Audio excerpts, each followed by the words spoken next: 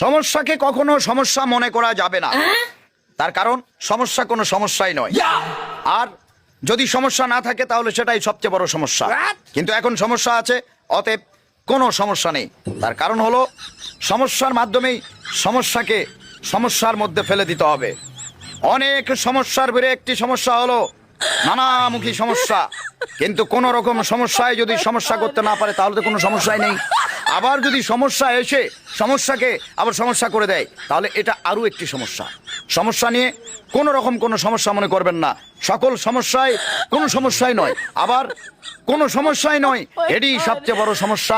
সবকিছুর মূলে সমস্যা থেকেই সমস্যা, সমস্যার ভিড়েই সমস্যা। সমস্যাকে সমস্যার মাধ্যমে সমস্যাকেই সমস্যা করে দিতে হবে। অতএব কোন রকম কোন সমস্যা নিয়ে আর কোনো সমস্যা নেই। সকল সমস্যা অলরেডি এখন সমস্যার মধ্যে পড়ে গিয়েছে। আপাতত